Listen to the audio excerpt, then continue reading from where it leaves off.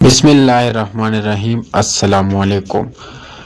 ہمارے معاشرے میں مذہبی شخصیات کا نام آتے ہی لوگ کوشش کرتے ہیں کہ یا تو محفل سے اٹھ جائے یا گفتگو کا رخ موڑ دے۔ اس میں ان کا پوری طرح قصور بھی نہیں ہے کہ جس معاشرے میں مذہب کا نام پر انتشار پھیلایا جائے، وہاں کے لوگ خاص طور پر نوجوان نسل کا یہ رد عمل اور ان کا مذہب اور مذہبی اشخاص سے متعلق گفتگو سے دور ہونا کوئی اچنبھے کی بات نہیں۔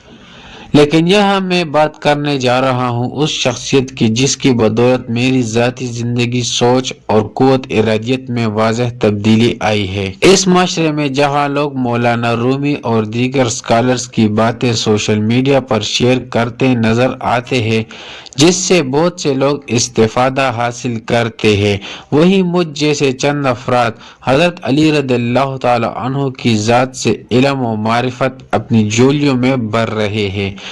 حضرت علی رضی اللہ تعالی عنہ کی ذات، جنہیں رسول اللہ صلی اللہ علیہ وآلہ وسلم نے در شہر علم کہا، جن کے در سے تمام صوفی سلسلوں کے فیض کے بیش بہا خزانے جاری ہوتے ہیں۔ ہم ملنگوں کی زندگی ان کے علم و فیض کے چراغوں سے روشن ہے۔ حضرت علی رضی اللہ تعالی عنہ کے کہے ہوئے 5 ایسے اقوال جنہوں نے اس نفرت زدہ تباہی پر گامزن معاشرے میں جہاں سوائے نفرتوں کے کچھ نہیں پایا جاتا، میرے ہاتھوں میں ایک ایسی مشعل تمادی ہے جس کی روشنی سے اس پر آشوب دور میں سفر آسان ہو گیا ہے۔ نمبر 1، مظلوم کے حامی رہنا اور ظالم کے دشمن۔ حضرت علی رضی اللہ تعالی عنہ کے اس قول نے اس گتھی کو سلجھا دیا ہے کہ ظلم چاہے چھوٹا ہو یا بڑا، کسی بے گناہ کا قتل ہو یا کسی کے حق کا چھیننا، ہمارے دل ہمیشہ مظلوم کے ساتھ رہے اور ہماری نفرت فقط ظالم کے لیے۔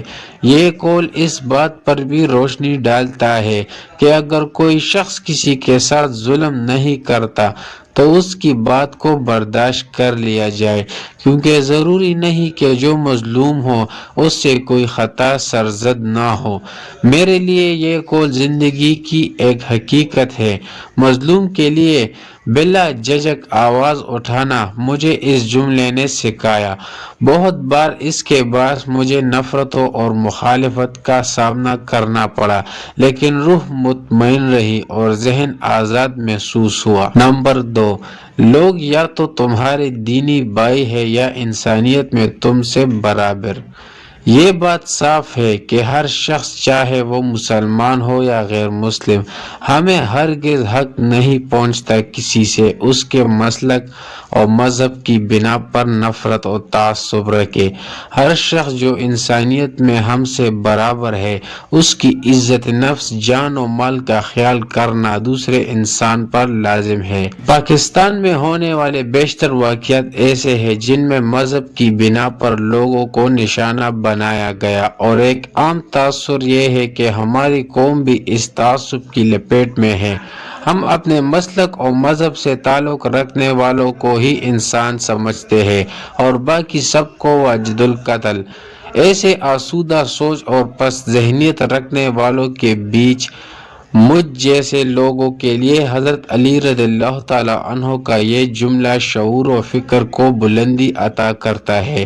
جہاں انسانیت ہر مذہب اور ہر فکر سے بالاتر نظر آتی ہے۔ نمبر 3، تسلیم و رضا بہترین مصاحب اور علم شریف ترین میراث ہے، اور علمی اور عملی اوصاف خلط ہے اور فکر صاف شفاف آئینہ ہے۔ ایسا معاشرہ جو معاشی بدحالی اور بد امنی کا شکار ہو، جہاں رشتوں میں بے وفائی کے باعث بچے، جوان اور بوڑھے ذہنی دباؤ کا شکار ہو، وہاں حضرت علی رضی اللہ تعالی عنہ کا یہ قول ذہن اور روح کو تازگی بخشتا ہے۔ آنے والے حالات سے مقابلہ کرنا اور مشکلات میں صبر سے کام لینا ہر ذہنی بیماری میں مبتلا ہونے سے دور رکھتا ہے۔ جب کبھی دوستوں سے گچ روی کا سامنا ہوا، رویوں کی تبدیلی دیکھی، ظلم دیکھا اور ظلم سہا، ایسے میں اپنے آپ کو حصول علم میں مشغول کر لینا اور اپنی ذہنی اور علمی وسعت پر وقت صرف کرنا میرے لیے بہتر ثابت ہوا۔ نمبر 4، دشمن پر قابو پاؤ تو اس قابو پانے کا شکرانہ اس کو معاف کر دینا قرار دو۔ بدلہ لے لینا آسان ہے لیکن معاف کر دینا مشکل۔ اس معاشرے کے آدھے مسائل اس وقت حل ہو جائیں گے جب ہم ایک دوسرے کو معاف کرنا سیکھ جائیں۔ میرے لیے یہ قول ایک نگینے کی مانند ہے کہ جس کو میں نے اپنے گلے کا ہار سمجھ کر پہن لیا ہے، جس کے باعث مجھے رشتوں کو نبھانے میں آسانی پیش آئی۔ ہم بہت بار انسانوں پر رحم نہیں کھاتے اور بدلہ لینے میں پہل کرتے ہیں، چاہے وہ مذہبی اختلاف کے باعث ہو یا گھریلو جھگڑوں کی وجہ سے۔ معاف کر دینا ایک ایسی طاقت ثابت ہوا جس کے باعث لوگوں کی جانب سے ملنے والی محبت اور عزت میں اضافہ ہوا۔ نمبر 5، زبان ایسا درندہ ہے کہ اگر اسے کھلا چھوڑ دیا جائے تو پاڑ کھائے۔ اس دنیا میں آدھے جھگڑے زبان کی کڑواہٹ کے باعث ہے۔ انسانی فطرت ہے کہ جب اس سے کچھ نہیں بن پڑتا تو دوسرے انسان کو جملوں سے زدوکوب کرتا ہے۔ بہت بار کسی کا رویہ اتنا تکلیف دہ ہو جاتا ہے کہ ہم کہے بغیر رہ نہیں سکتے۔ میرے لیے اس قول میں یہ سبق چھپا ہے کہ اگر محبتوں کو قائم رکھنا ہے تو زبان کا استعمال تب کیا جائے جب ضروری ہو۔ یہاں یہ بات بھی ضروری جاننا ہے کہ ظالم کے خلاف یہ زبان ایک درندے کی مانند ہی استعمال کی جائے، کیونکہ الفاظ کے گاؤں کبھی نہیں بھرتے اور ظلم کے خلاف آواز اٹھانا شجاعت کی علامت ہے۔ نمبر 6، دنیا والے ایسے سواروں کی مانند ہیں جو سو رہے ہیں اور سفر جاری ہے۔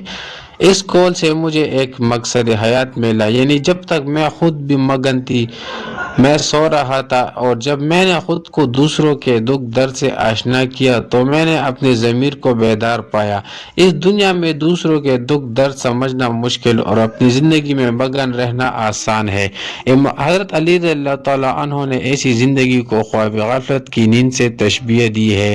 جو شخص دوسروں کے کام نہ آیا اس نے ساری عمر خواب میں گزار دی، اور جس نے حق کے لیے آواز اٹھائی وہی بیدار رہا۔